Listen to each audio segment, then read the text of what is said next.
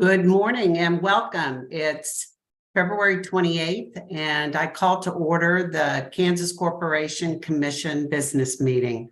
On today's agenda, we have 20 consent items, 2 noticed, and 1 discussion item. I will note for you all that item number 19, 23-TRAM-626 -PEN will be pulled per the staff's request.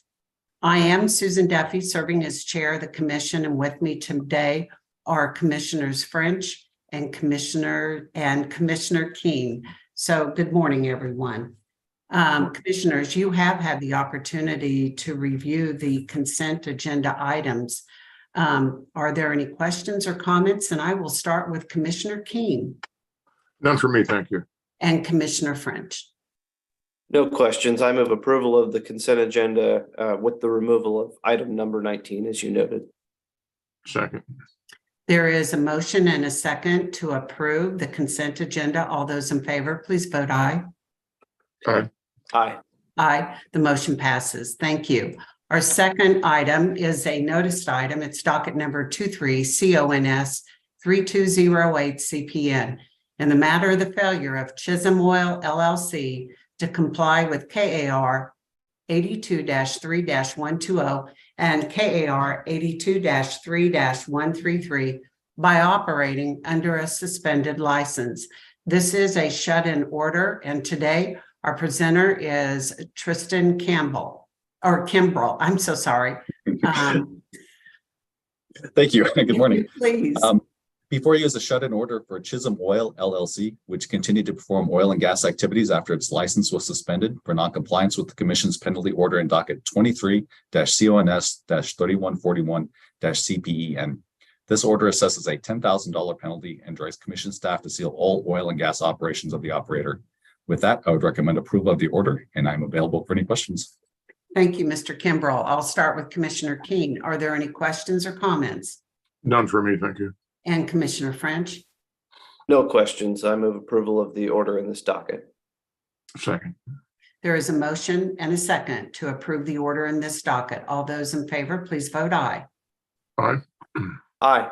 Aye. The motion passes. Thank you. Our next item is in the matter of the failure of Plateau Operating Corporation to comply with KAR 82-3-120 and KAR 82-3-133 by operating under a suspended license.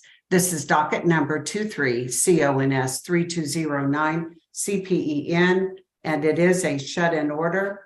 Our presenter is again Mr. Tristan Kimbrell. Thank you. Before you is a shut-in order for Plateau Operating Corporation, which continued to perform oil and gas activities after its license was suspended for noncompliance with the Commission's penalty order in docket 23-CONS-3132-CPN. This commission previously issued a shut-in order for this operator on November 16, 2021.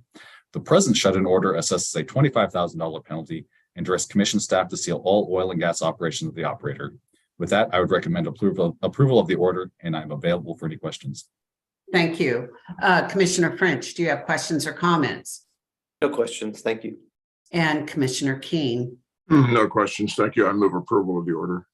Second. There is a motion and a second to approve the order. All those in favor, please vote aye. Aye. Aye. Aye. The motion passes. Thank you. Thank you, Tristan. I appreciate your help today.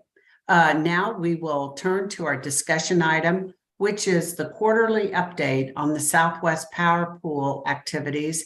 And our presenter is Sherry Feist-Albrecht, our SPP Working Group consultant. And we are so glad to have you here, Sherry. How are you?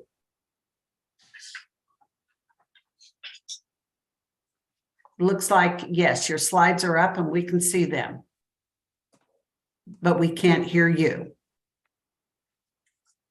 There we go. Good morning. Sorry about that. I just needed to unmute and couldn't find the button. I understand. Good morning, commissioners. This is the quarterly SPP update. The RSC and the board of SPP Board of Directors met on January 24th and January 25th respectively. This is my quarterly update. I'm going to go to the next slide, maybe, if I can figure out how to advance it. This is just a rundown of the Regional State Committee's business meeting. These are the items that were up for discussion. It's routine to do the audit costs at the January meeting. And then these are the reports and the voting items that were considered. And I will address each of those in more detail as we proceed through the slides.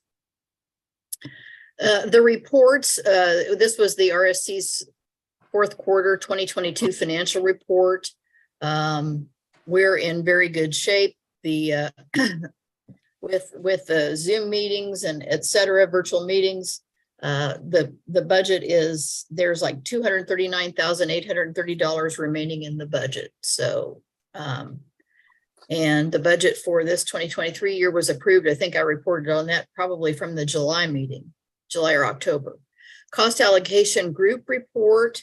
That basically was a report of all the activities of the, well, I will proceed through those. And then we did the RCAR 3 report. So I'm going to hit the next slide. I'll go into more detail later. One of the items that was a voting item for the RSC was something that's referred to as safe harbor. It's a provision in the SPP tariff that specifies that when transmission service is requested, a customer is generally required to pay for any upgrades necessary to accommodate the request. And they're usually directly assigned upgrade costs, but there are if certain conditions are met, the tariff establishes a safe harbor and allowing the transmission service customer not to have to pay all of those directly assigned costs. That safe harbor limit is currently set at $180,000 per megawatt. In order to qualify for that treatment, the customer has to meet several criteria. If the designated resource happens to be wind, no more than 20% of their designated resources can be wind. There's a 5-year minimum term of commitment to the transmission service, and no more than 125% of its forecasted load can be in designated resources. The COG spent the last year studying the safe harbor criteria to determine whether or not any of them needed to be changed. The COG ultimately recommended that the commission that the RSC keep the safe harbor criteria in place as is.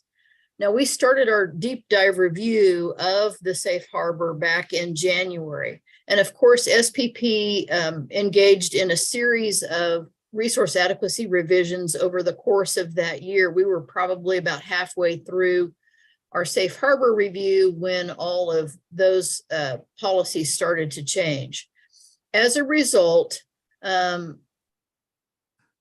COG made the recommendation to the RSC that maybe we need to take into consideration some of those resource adequacy initiatives to consider the impacts on the 20% wind rule and also the 125% of load resource limit.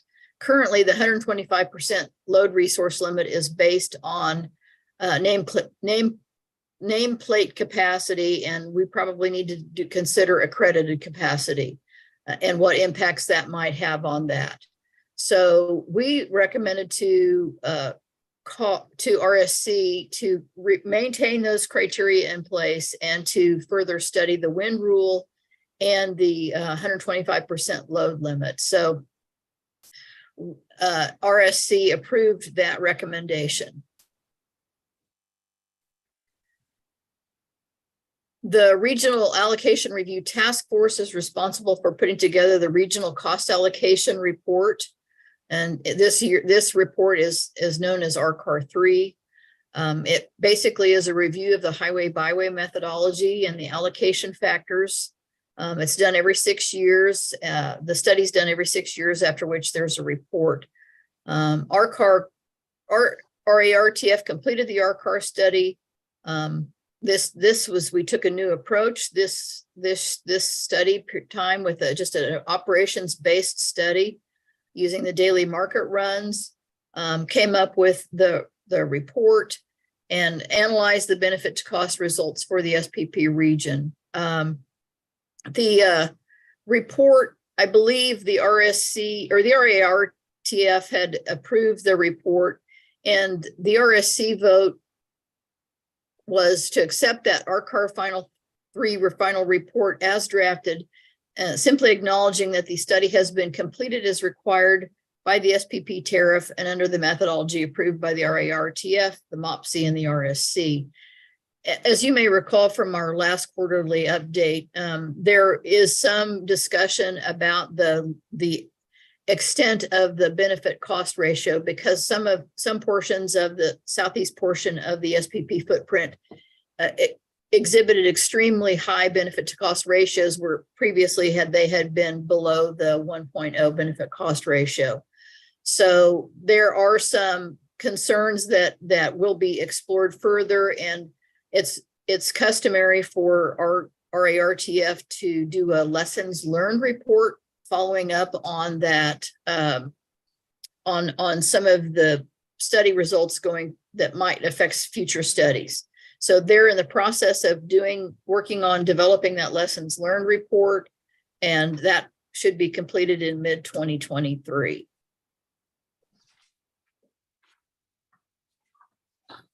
Can I ask real quick then, is there Yes. a list of action items with that RCAR report of what needs to be done? And secondly, how does that dovetail with the other things going on? Well, what it does is it sort of takes a look back at how the highway byway cost allocation methodology is working in actuality. It's really not that much of a forward looking. It's more of a backwards look. So to me, it doesn't have that much of an impact. And the lessons learned study will develop that action list for going forward. And right now, the tariff, I think, says that those studies can take place, they can occur more frequently than 6 years and can occur upon request. But they have to take place at least every 6 years. So I don't know what decisions will be made by RARTF. It'll probably depend somewhat on what comes out of the lessons learned evaluation, and whether or not anybody has sufficient concerns. Now, I will say that in terms of the Southeast Kansas benefit to cost ratio, Winter Storm Elliott did reveal that there are some issues that exist within the southeast portion of the SPP footprint. It has come to the attention of the Strategic Planning Committee, to also the Board of Directors.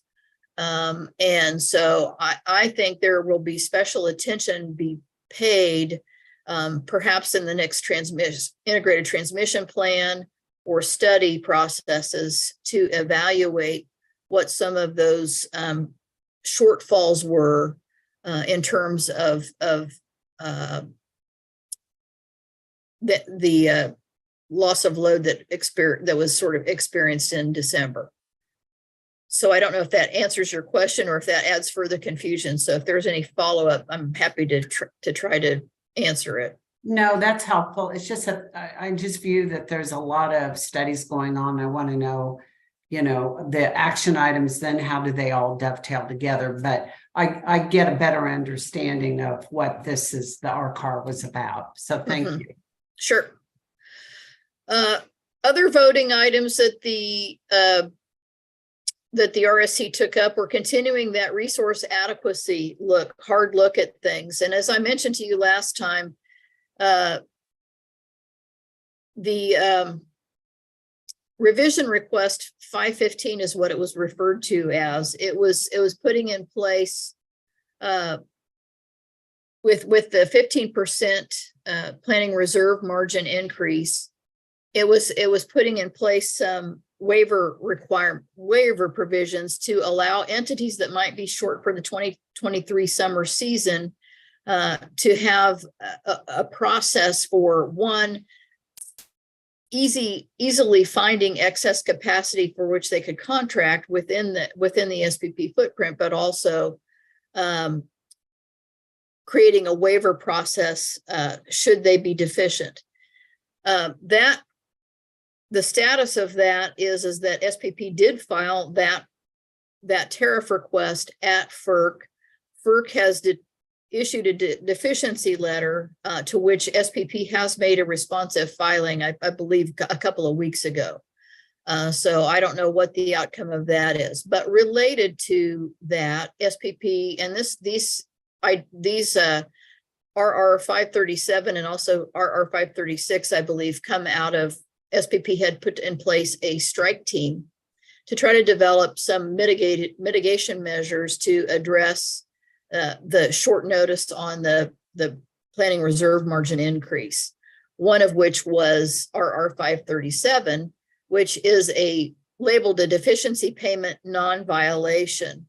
And that's essentially to rectify a situation in the tariff.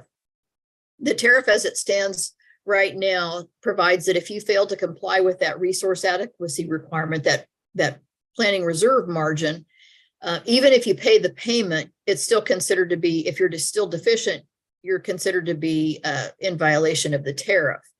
What this provision does is to revise the resource adequacy provisions of the tariff to provide that if you make the payment, if you are deficient and you make the payment, you are compliant with the resource adequacy requirement. This particular policy was passed by the RSC unanimously.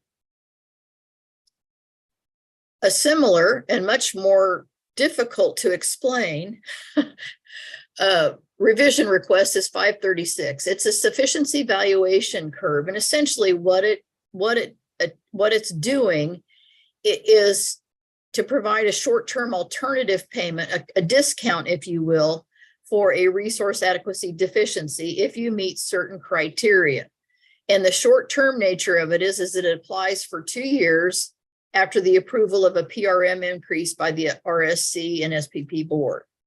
And it's intended to protect the incentives for the current deficiency charge for those entities who maybe didn't meet the current 12% deficiency. They would still be subject to some portion of those.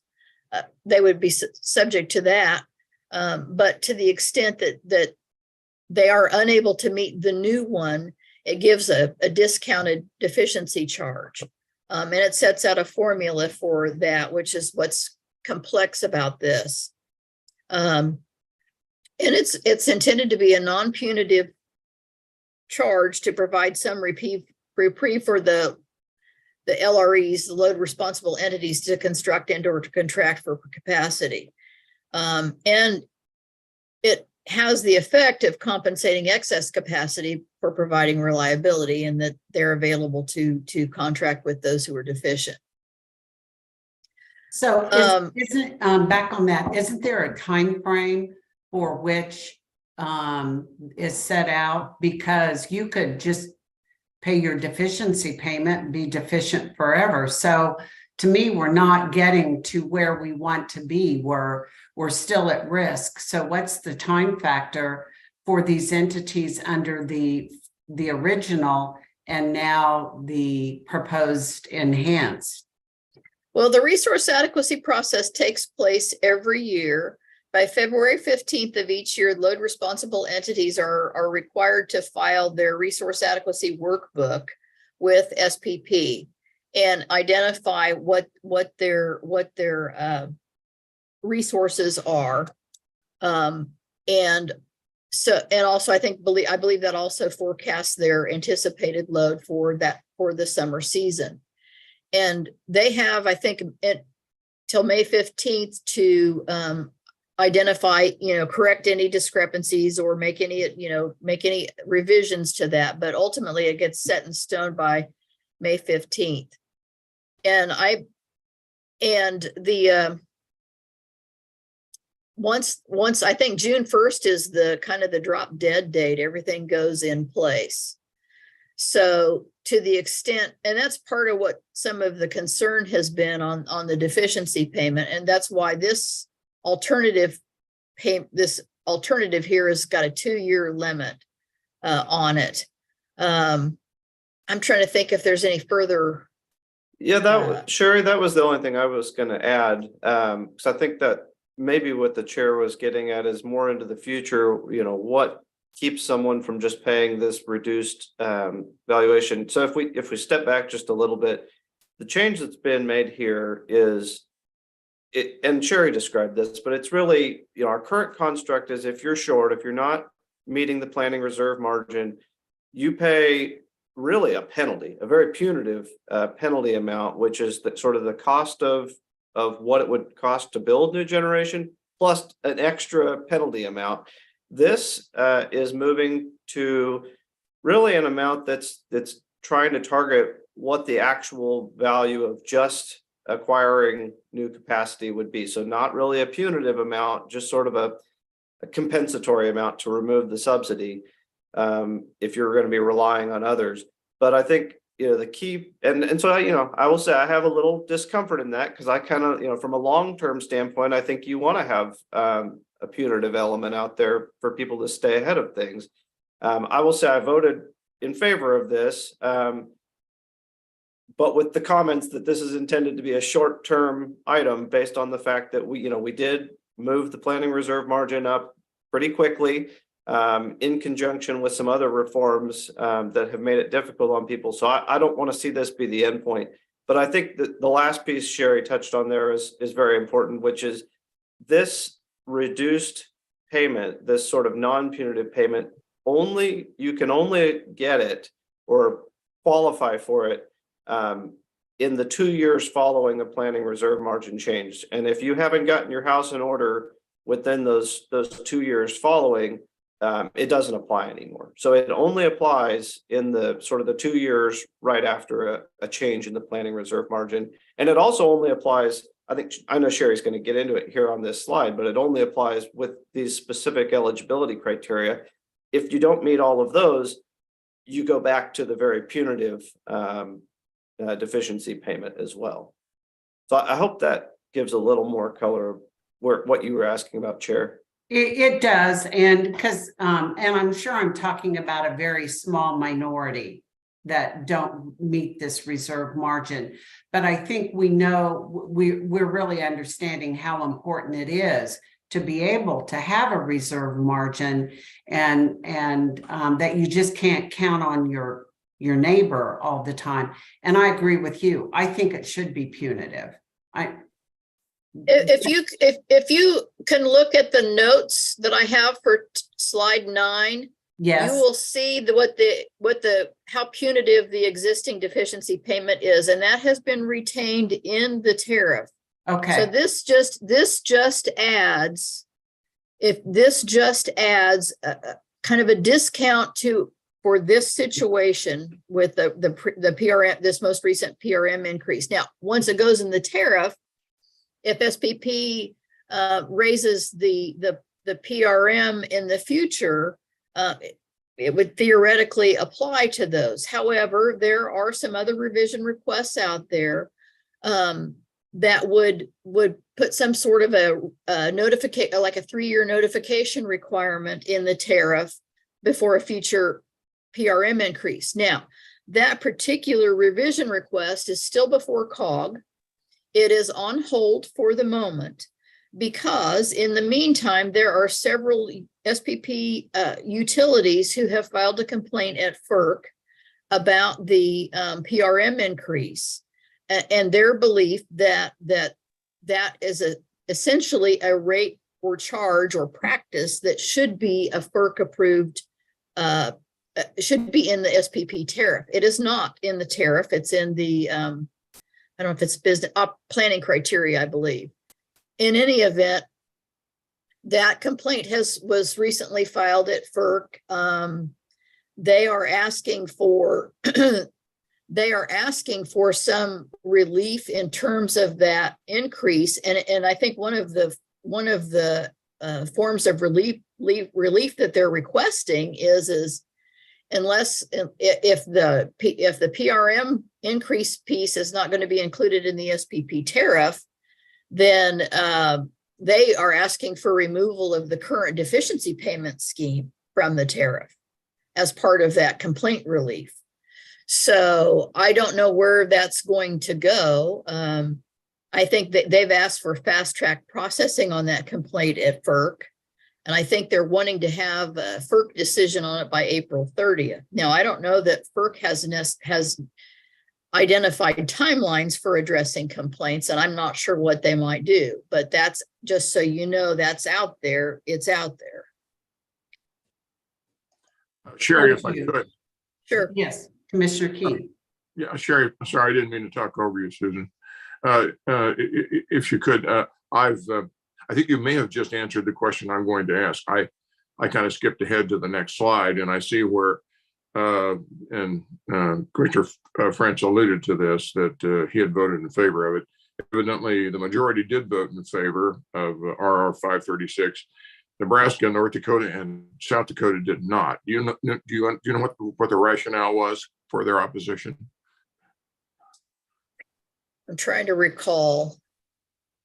I'll give my best recollection, Sherry, and you can Sure. correct me if you think of something more granular.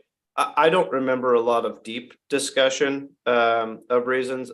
My recollection, I don't think even all of them made comments, but the comments I just remember were basically that they just couldn't bring themselves to vote for anything that might have the appearance of reducing reliability or decreasing the incentives for reliability, even if they weren't necessarily, they didn't have a reason to fault the details of the proposal, just the appearance that you would vote against anything that might at this time reduce incentives for reliability or to build new generation. That was sort of my take on it. I don't know if Sherry, you had a different takeaway. I certainly don't want to misrepresent anything that was said.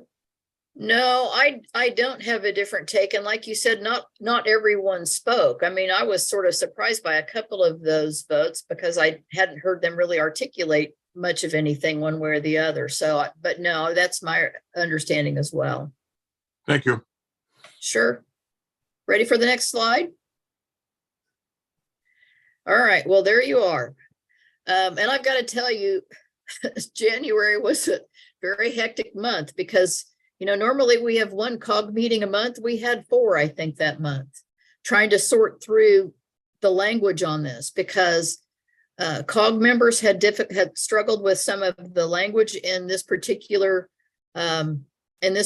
revision request, as did several of stakeholders in various working groups. As you can see, it was kind of back and forth, and I think everybody offered some edit along the way. MOPSI had to end up having a special meeting towards the end of January, just so that they could see the final language. So it was wrangled over quite a bit during the month of January, and it was expedited, which makes it more difficult.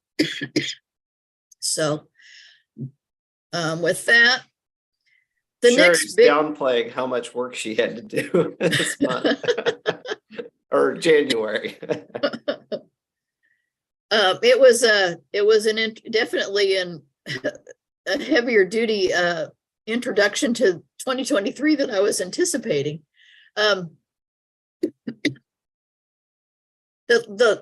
The last big item that was a voting item, I think both COG and RSC divided this all up into 5 separate motions.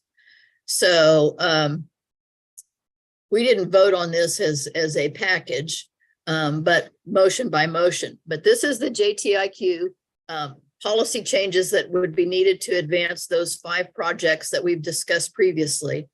That are along the SPP and MISO seam. And I believe I discussed these with you last time, but what it proposes is cost sharing between generators who would bear 90% of those costs, and the load, which would bear 10%. Cost sharing between SPP and MISO loads, so that the 10% that load pays would be $71 million for SPP and $29 million for MISO. And then the region-wide cost allocation of the SPP load portion. And that was something that was proposed by SPP staff and it would be subject to RSC approval. Those have been kind of the consistent asks of SPP staff as part of the JTIQ study. So let me get to the next. So those were all the subject of a separate motion at COG and the RSC. And then during the RSC meeting, there was actually this, I can't remember if this might have been COG. I guess it was COG. COG added a fourth motion during its discussion, seeking to direct SPP staff to implement the JTIQ policies in a way to maximize the possible application of DOE funding. So in other words, to articulate COG's concern that they needed to do everything they could to advance the DOE application process. And then COG also endorsed a recommendation that each building transmission owner recover the non-capital costs associated with that 90% GI share in the building transmission owner's respective region. COG had requested a cost benefit analysis zone by zone within the SPP footprint, and to determine kind of what the different zonal benefits would be as opposed to SPP benefits as a whole. And part of this last recommendation came out of that analysis. And it would allow the building transmission owner, and I think there are maybe three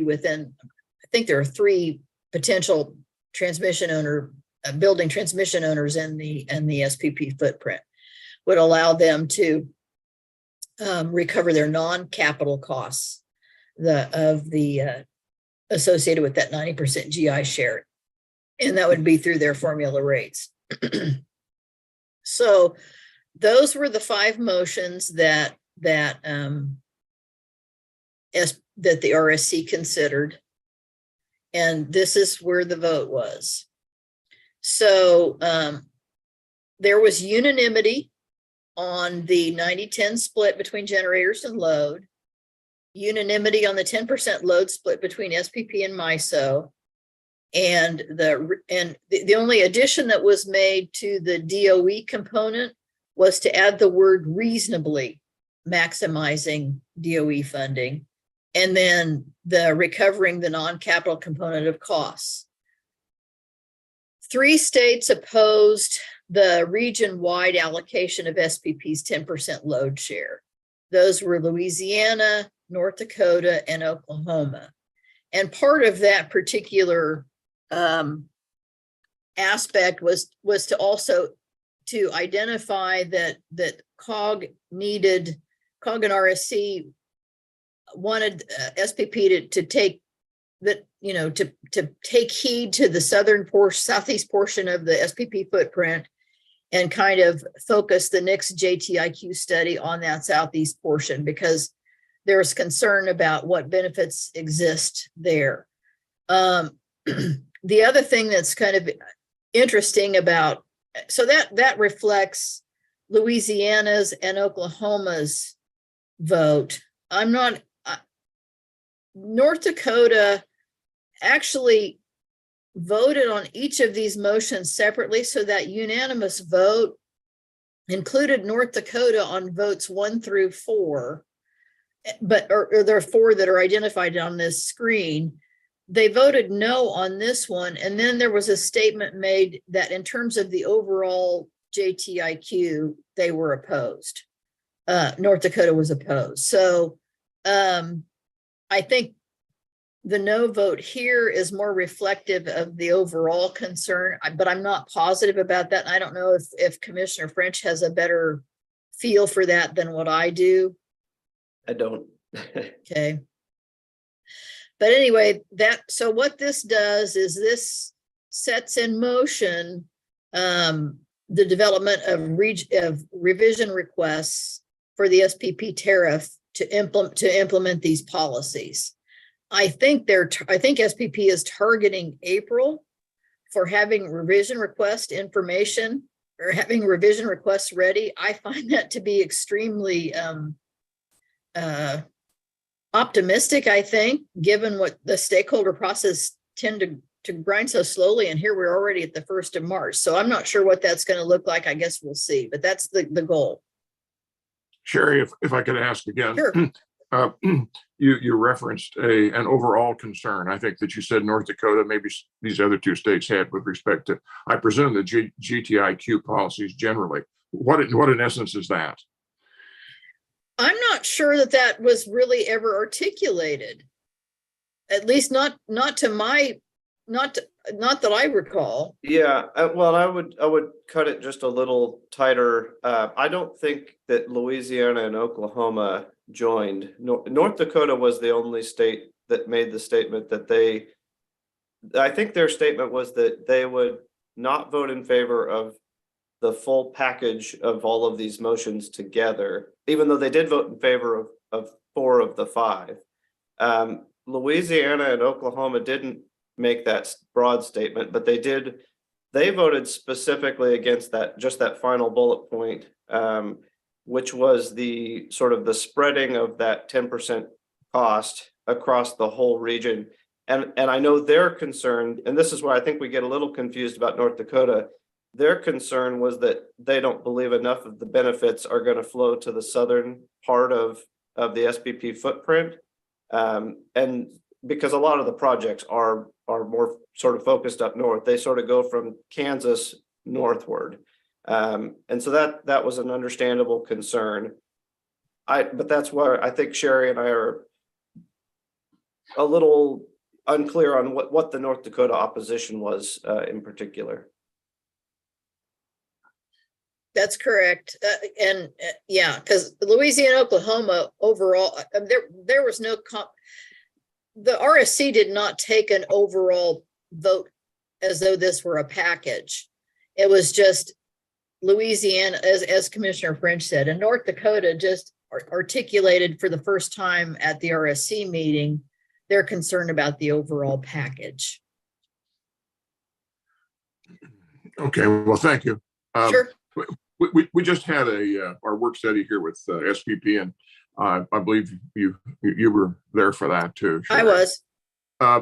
And when we got to the early on with the slides they presented on the interconnection queue, I raised a question about the fact that these policies were almost totally renewable directed, with nothing being period. Do you remember that question that I asked? I do. Was that a reasonable question to ask? I think it was a reasonable question to ask, and I would say probably informs a large part of why North Dakota might have expressed opposition. You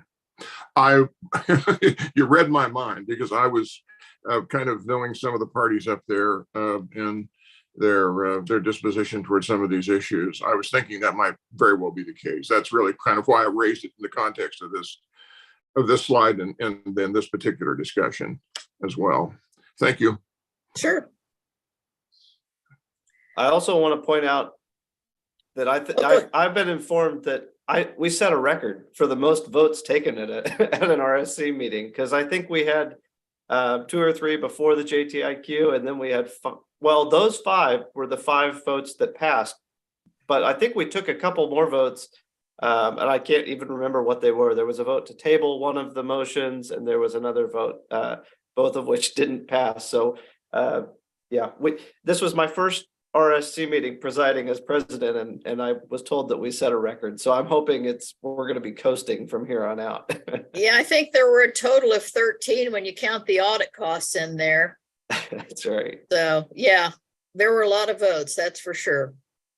I've provided here just a listing. This is the agenda for the stakeholder briefing. These are not things that the RSC or anyone takes any action on, but they are They are reports that are made for the benefit of both the RSC and the Board of Directors and Members Committee. And I just wanted to give you a sense of all the different updates. Several of them we've talked about already because they fit in, like JTIQ kind of fit in there, and the resource, and well, we'll get to this one later, but so we'll go through the next few slides and I'll try to cover these. The board and the members committee approved a couple of things, these three items here. There was a RTO West. There was a need to update the terms and the conditions for their membership coming in.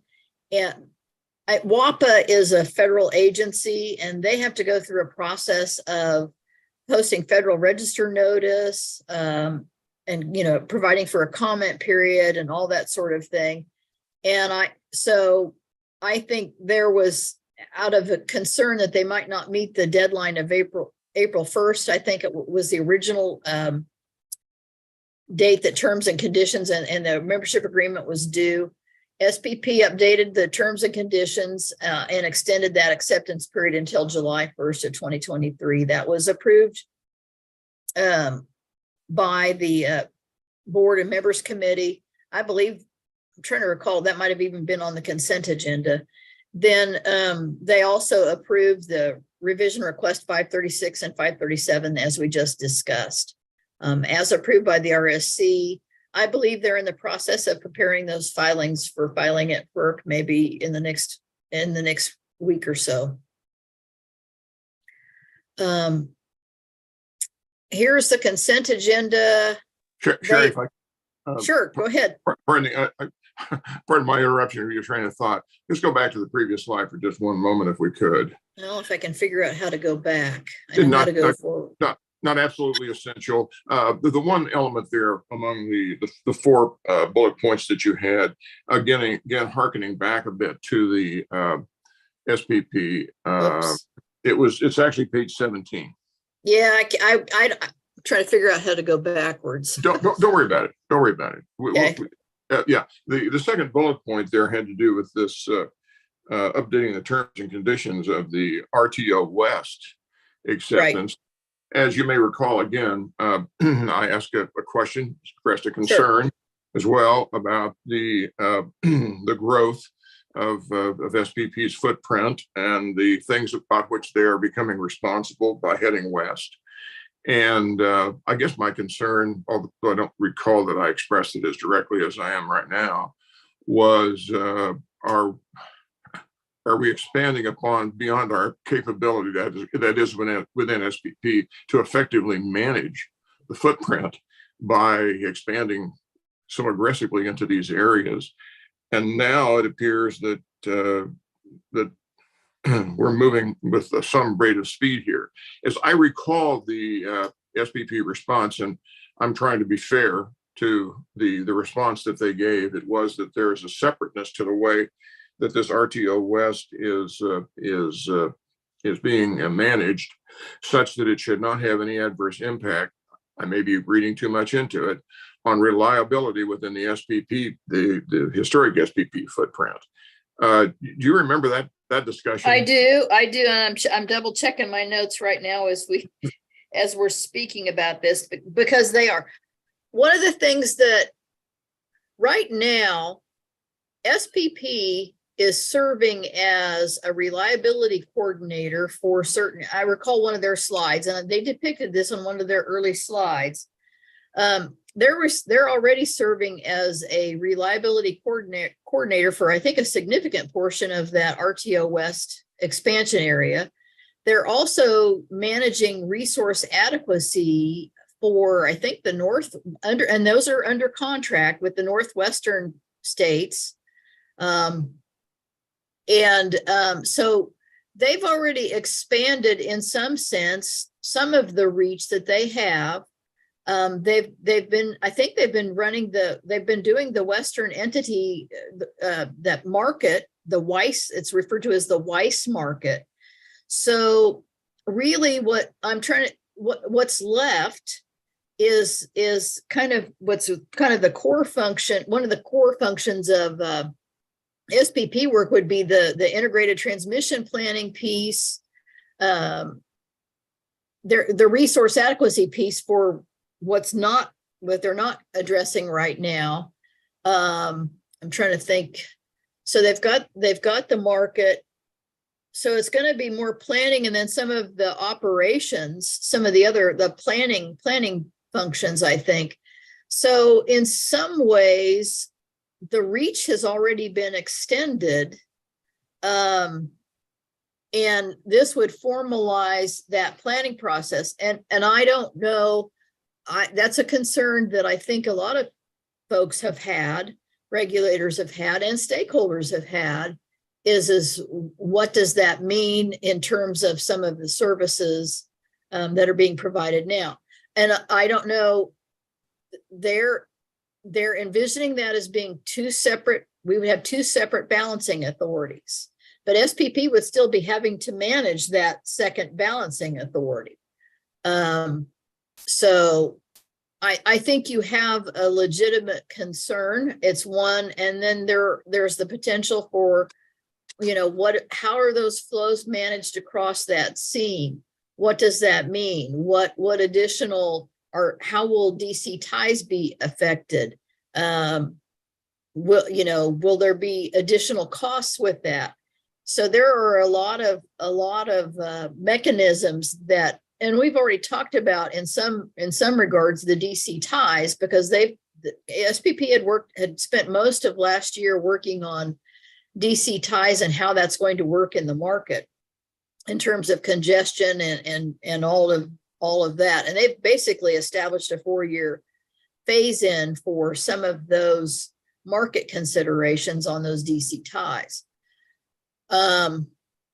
So I don't know if that really answers your question or if that gives you more cause for concern. Actually, both. It was a very holistic answer. I appreciate it very much. Very granular, Sherry. You anticipated a lot of sub questions that I won't harass anybody here by asking. But I'm really concerned here. I'm concerned about service. I'm concerned about reliability. I'm concerned as they keep reaching out more, does the reach exceed the grasp? We're getting out here into issues that are going to have to do undoubtedly with cost sharing across that seam. And that's a very big concern to me. I just don't want to be left kind of in the lurch with the Kansas ratepayers out here feeling that we're along for a ride that we didn't have a heck of a lot to say about putting in place. That's my concern. So thank you for your response. Commissioner King, I would echo some of your comments. I just want to make sure we understand the value of this continued expansion west to, I would agree, reliability and cost. And it seems to me that they're moving forward. And at one of the meetings, I heard somebody talk about a Denver office. So I just want to understand how what they're doing is beneficial to us in the state of Kansas, and the cost versus, I agree, our reliability. So I think you said it well, and I just feel like they are moving in that direction. And I guess I would turn to Commissioner French. Or is there like a vote, or you guys getting all the scoop on this, or how is this being broken down? Yeah, I mean, I'm glad to hear all this conversation, because it's a lot of the same thoughts that the regulators on the RSC are expressing. And let me just, back up a bit. I think, because we started in talking about this, the one bullet point on the terms and conditions that SPP was changing for, I can't remember the name of the entity. It's Colorado Springs. Storage project, river storage, I think. Chris? And so, in relation to that, that, as I understand it, that does potentially have cost allocation considerations, but not as it relates to the eastern footprint. It is only as it relates to all of those in the west. Everything, this is the good and the bad of what's going on right now, is everything is completely separate. There is sort of an SPP East and there's an SPP West. And everything they're doing over there does not really affect, there's no cost sharing between the two right now. And that is, that's a feature right now that gives regulators comfort. The issue with that, though, is that also means that, we're also having a hard time understanding what the value proposition is to us, or what the benefits are to the existing footprint of this expansion, if there really isn't any interconnectedness between the two. Because the one piece that is common is that SPP is using its human resources, the resources at its disposal, that previously were dedicated just to the original footprint, to work on these initiatives. And we're not paying for that. I mean, they're charging that to those folks out west, but there are certainly concerns about the resources that are dedicated to it. But I think all of these are going to be questions in the future of, is there benefit to becoming more interconnected? And then that's when you'll get into the questions about the DC ties. And I could assure you, the folks in the cost allocation working group and the regional state committee will be laser focused on that. So, all the concerns, both of you have raised, I mean, they're somewhat disparate and diverse concerns, but they are all things being acutely discussed by the regulators. Well, I appreciate that very much, Commissioner French. I think that's good background too. Without trying to fire, just to throw more wood into the kindling here, but my concern also relates to going back, kind of tying this interconnection queue and its heavy dependence rather on the on renewables, and the concern I have that may, given the pace of however that evolves, create some reliability issues. My concern as well is that here at Kansas, we have this diversity of baseload mix. We have one of the only two nuke plants within the SPP footprint. The other one's in southeast Nebraska.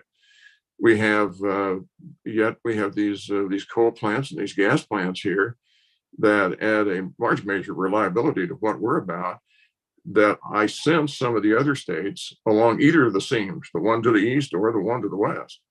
Many of the states to the east have these plans in place that will, I think, create some reliability issues. And I think NERC's already pointed that out with respect to MISO, that maybe the premature retirement of some of these thermal and dispatchable resources have. So the whole thing is just a really big concern to me because of how it boils down to basically affordability, reliability, and resilience. That's really where my focus is. So thank you for indulging that statement.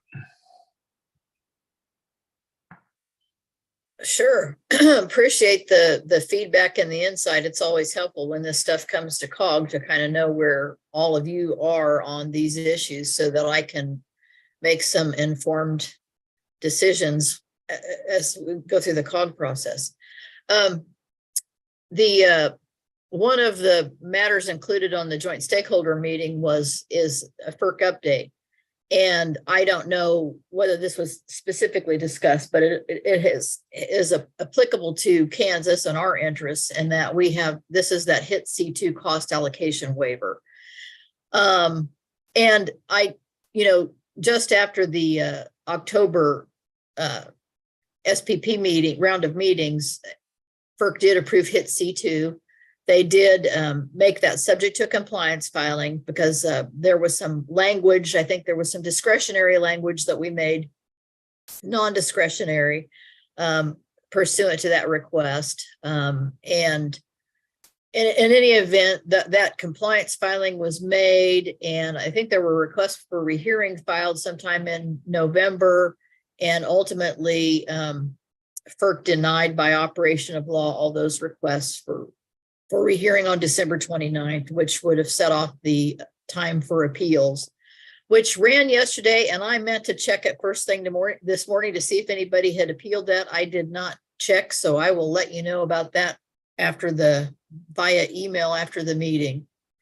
In any event, just so you know, Sunflower has filed a waiver request using this waiver process, which will be coming before COG and then RSC. I'm not exactly sure what the timing is on that, but we'll be considering those probably within the next couple of months.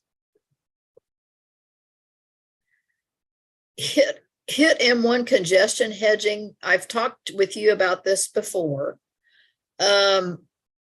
This is the market mechanism to hedge load against congestion charges. This is something that has been running through the stakeholder process in one form or another, really since actually before the HIT process. The congestion hedging has been a concern, and it was part of the reason it came out of the HIT process as being something that needed some action. So it continues to go through the process. SPP staff has provided a series of education sessions, workshops, et cetera, on this over the last several months. They have essentially identified nine items for this proposal, which they have been recommending as a quote package deal.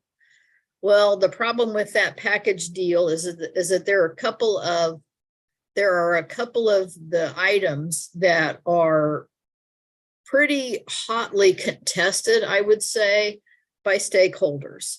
So the other 7, I think, are largely, there's a large consensus for those other 7 items. So we're trying to figure out, how does this go forward if it doesn't go forward as a package deal? And what does that look like? So the package, and this doesn't include all 9, but the main 5 are listed here. The 2 that are really contested by stakeholders and concerned regulators are this reset the long-term congestion rights awards every 10 years to give more opportunities to all participants to receive those LTCR awards. Currently, there's no time limit on those. The 10-year time frame that's recommended here is, there's a FERC order that basically said at least every 10 years. That's what needs to be considered by the transmission organizations for resetting LTCR awards. MISO uses that 10-year time frame. Then these items here, these modifications, they're nomination processes or annual auction revenue rights provisions. Those are not that much of an issue. Then the other item that's an issue is distribution of excess auction revenues. And the concern that has been expressed is that, some of these original awards were awarded, early on, and once you have them, you have them. And so to the extent you have those dedicated to capacity, any other resources have less chance of a bite at the apple of gaining access to those LTCRs. And so, and some of the new entities coming into the system have a limited opportunity. So this was resetting that is an opportunity to give everybody a bite at the apple, so to speak, or to not have to be third in line to get something. And it kind of ties back to this distribution of excess auction revenues and how does that need to proceed. And I will note for you that if you've looked at the notes to these slides, I neglected to revise the one on this slide. So I will send you an updated slide for this one.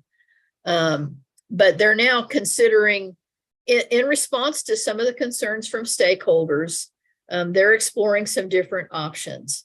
And one of the latest revisions to this distribution of excess auction revenues was to consider kind of the prevailing flows, because that's how all the nominations are occurring.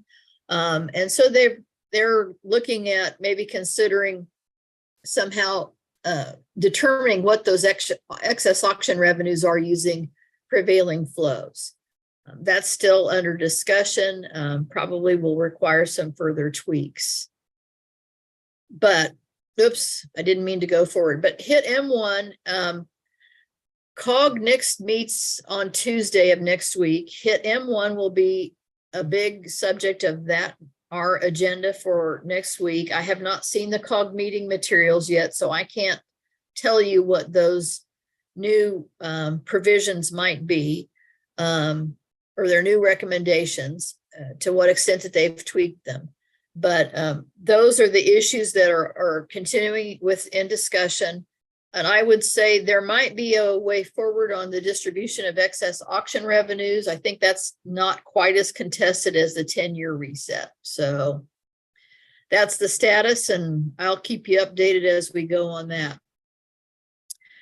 IRATF has completed 16 of 25 initiatives, and we did not meet in November. We did not meet in January. So the December meeting is the only one that this slide is reflective of. We did take a vote on revision request 519, which was to require an annual evaluation of resource availability. So SPP will be filing an annual report. That was one of the items on the board's consent agenda that was approved. So that's going forward, that's in place. And then we closed an initiative that included evaluation of the generation retirement process. We were kind of reviewing, there's an attachment AB to the tariff, which lays out the process for the generation retirement process. At this time, there was a review of what that process was. There was a white paper that was developed. We provided some information and tweaked that. Determined that really there's nothing that needed to be changed with the current process at this time. However, there is an associated revision or an associated initiative, a new initiative that has to do with the compensation mechanism to kind of go along with that. Should that be advanced, that will create a change to attachment AB. And for the next slide, I'll show you. Real quick, back Sure. on Sherry.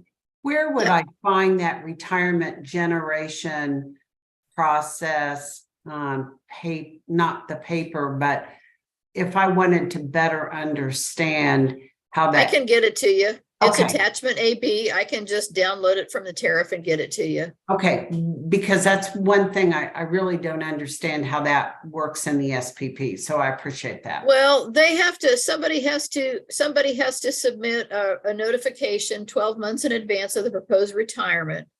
There's a feasibility study that's done. They kind of consider the location and where it is and what the impacts might be to the transmission system, whether it would result in, in order to preserve reliability, they're going to take a look to see what impact it's going to have on the system and what might need to be, does it need to be replaced? How does it need to be replaced? Et cetera, et cetera, et cetera. Excuse me, that's all done within that 12-month time frame. I file it. Well, Yes, it's done within that 12-month time frame, but SPP staff itself recognizes that that's a relatively short period of time. And so Right. I don't know whether there's a possibility that there could be a recommendation coming forward that it would require more time. Well, it doesn't make sense to me, because if they're making that study, then in the meantime, the facility, let's say it's a coal facility, then this reflects on coal contracts and transportation contracts that are done well in advance, and whether they're doing maintenance or whatever. So I'm just, 12 months is a short time frame to give notice of closure and have SPP do all that review and then it's a recommendation, or is it just more of a acknowledgement that it's closing and how it's going to impact? SPP has no authority to order the closure of a plant. That's kind of within, I mean, those closures, and they recognize that. And that was one of the difficulties the states had with the states on the COG had difficulty with in their white paper related to this process, because there were provisions in the white paper that seemed to suggest that SPP had some authority to order the closure of a plant, and they don't, and they recognize they don't. And so And they some of don't that have language was authority- tweaked.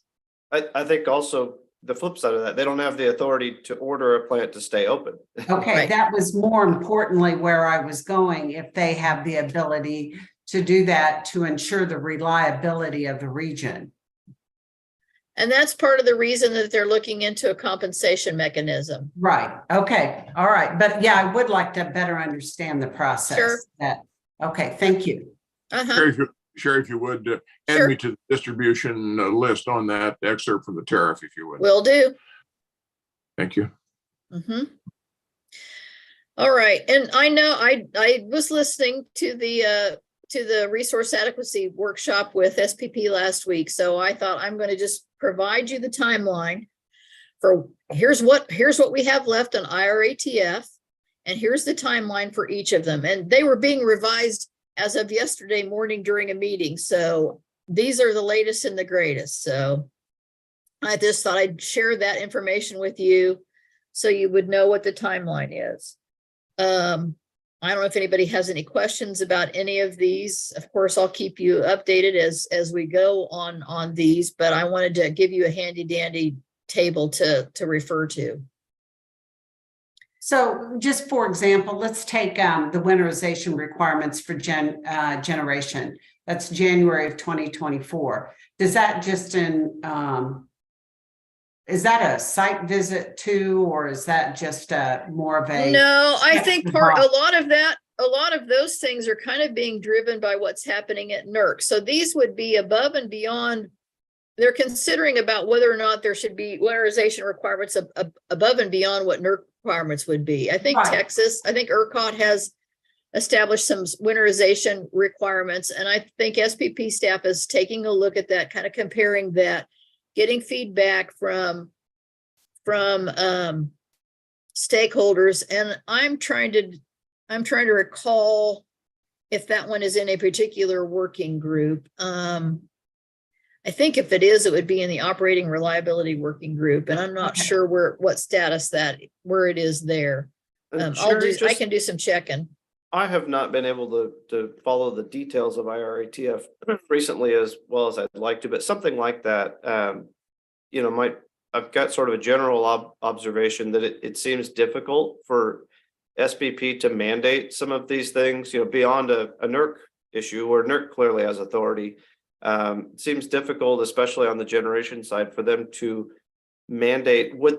Are they talking about getting at that through sort of the accreditation methodology, that maybe you wouldn't get full accreditation value for your resource if it wasn't winterized? Would they expect that would be picked up in the UCAP model? Have there been any discussions on how they would get at enforcing something like that? There probably have been, but I need to refresh my recollection, and I can certainly do that.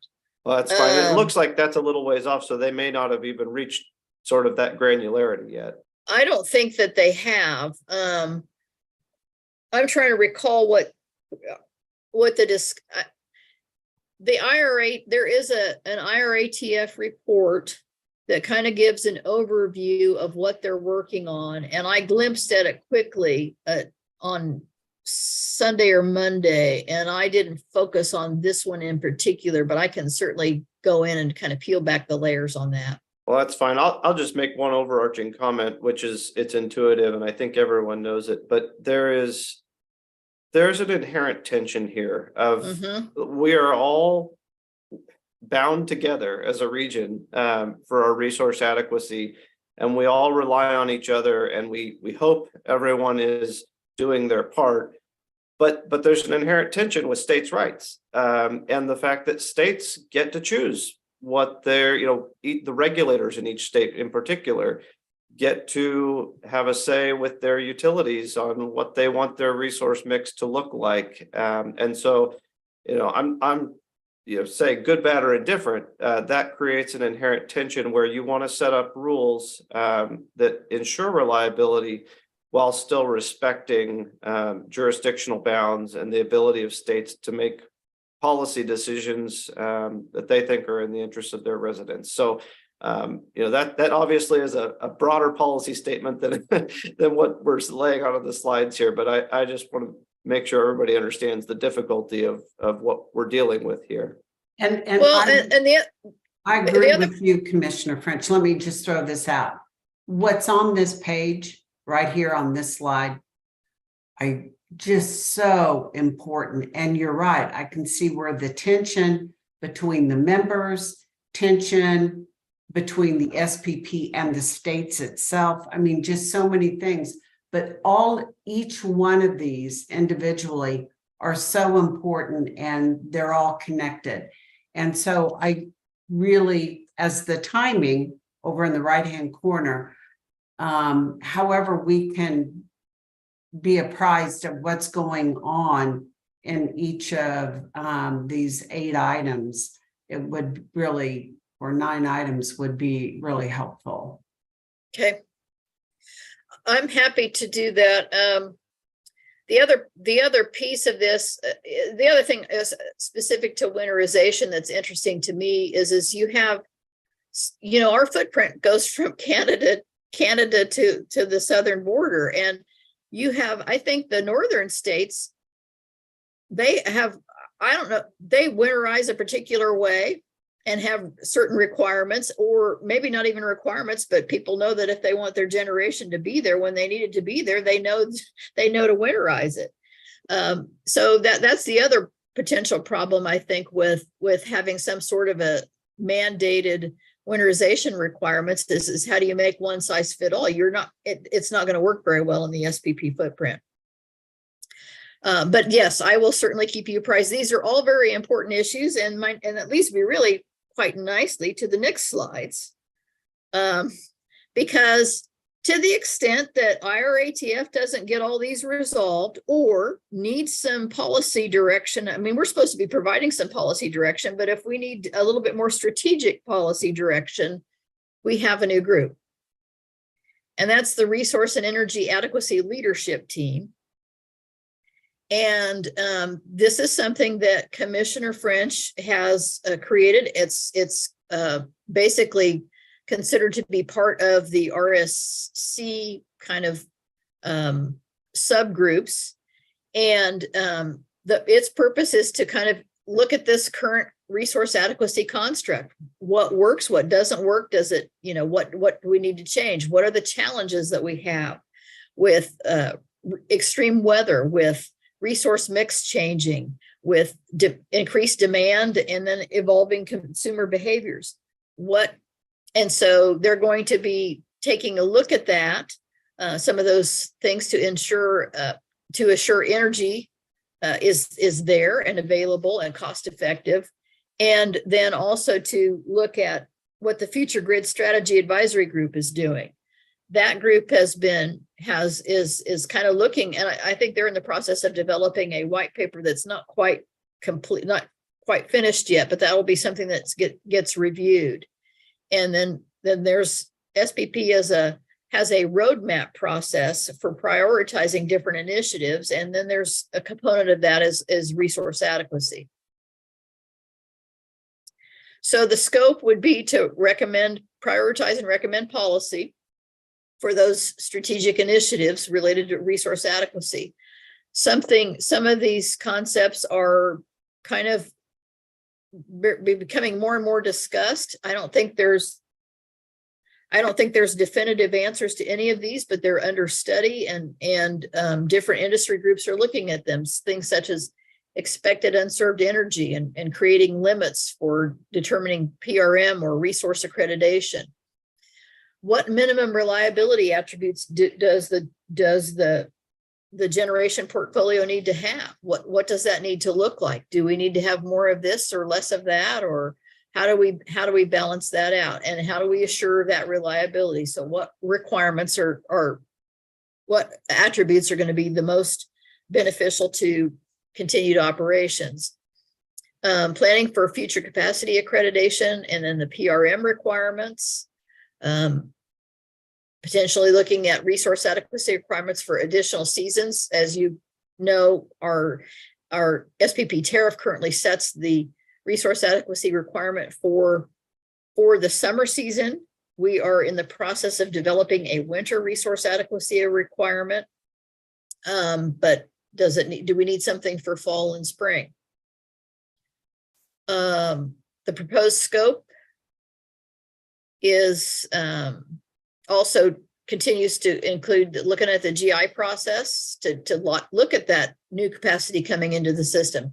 Does it carry the attributes we need to support the adequacy in the region? What about the value of lost load? That's a new concept and a value. ERCOT has a value for that. MISO has a defined value for that. SPP does not. And then if there are any new strategic initiatives that we need to consider, the real team will have the ability to put those forward. Take a look at that 2023 Grid of the Future report and develop an action plan and provide guidance to IRATF on any remaining 2021 initiatives. So that's the real team. The composition is 3 members of the RSC, one of whom is the chair, and that person is Will McAdams from Texas.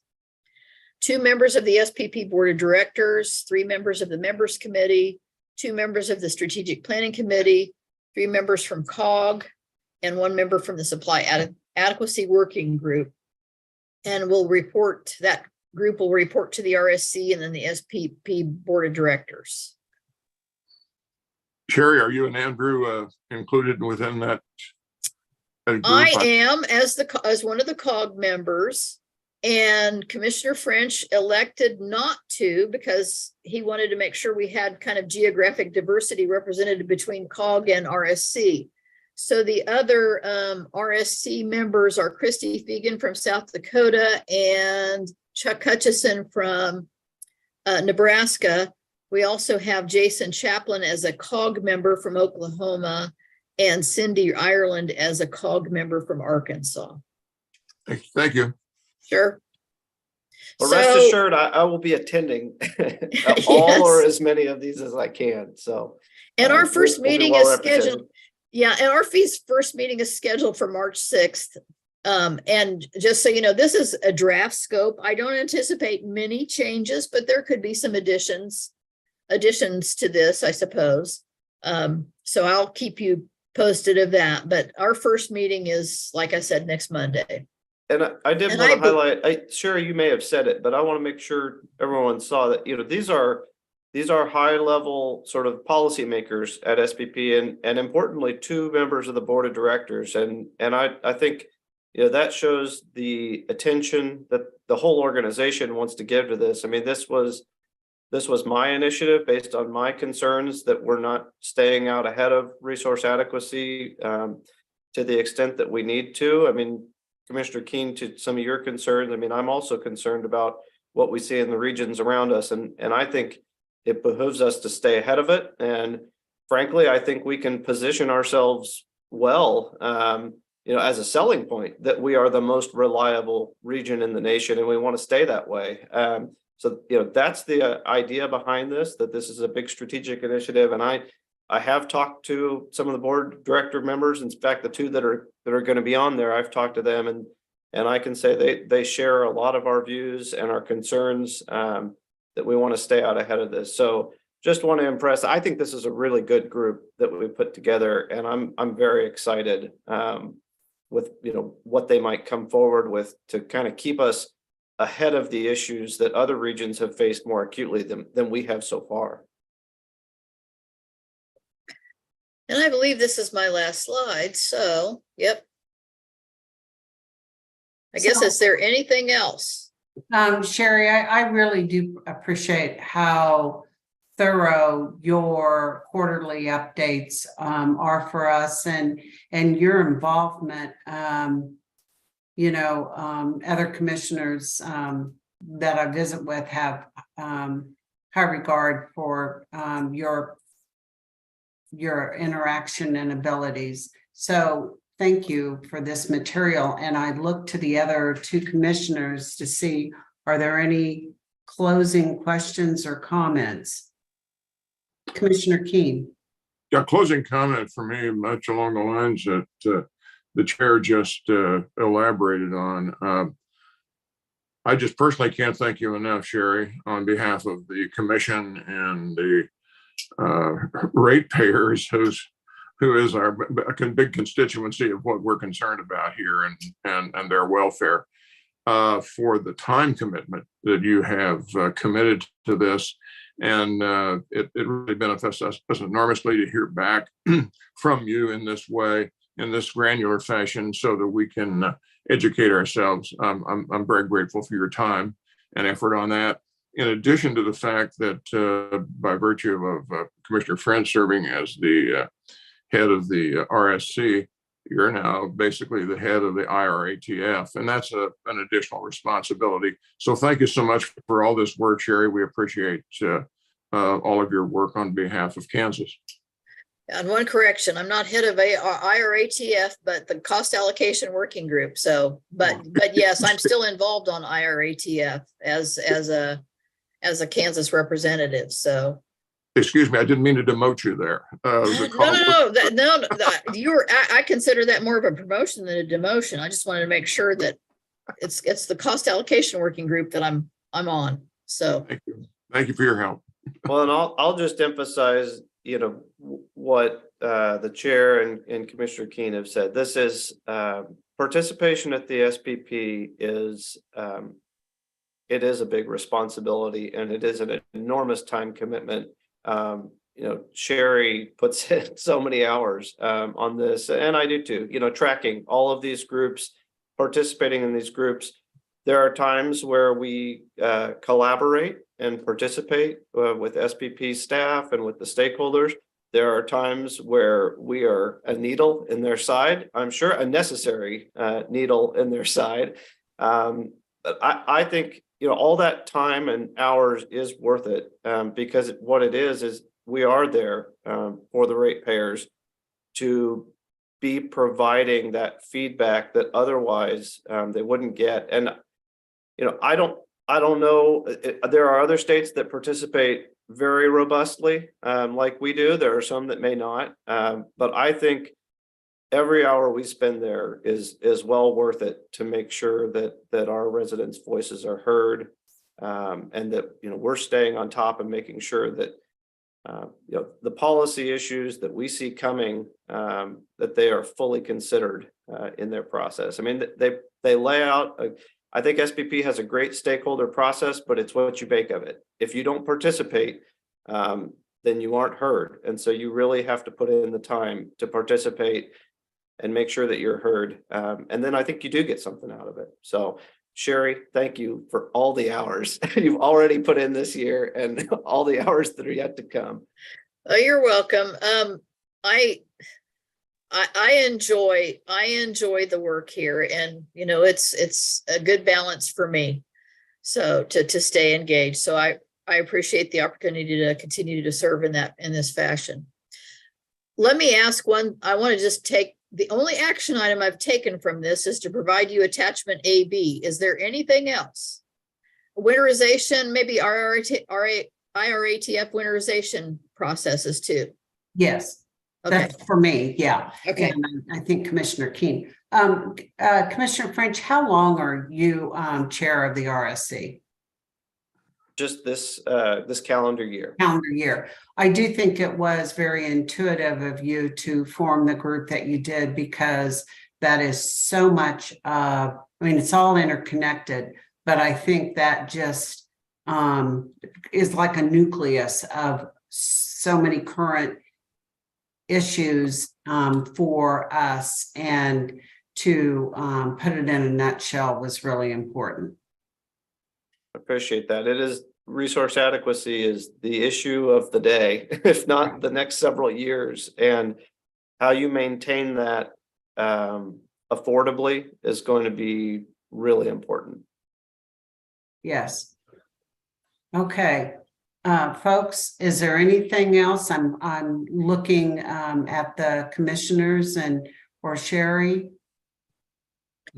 I don't have anything else. Okay, all right. If not, then commissioners, I will entertain a motion to adjourn, and also just sharing that there will be a public hearing in Iola tomorrow evening on the NextEra docket, and we will see you all there. I'll make the motion to adjourn. Second. There is a motion and a second to adjourn. All those in favor, please vote aye. Aye. Aye. The motion passes. We are adjourned. Thank you, everyone. Take care. Here.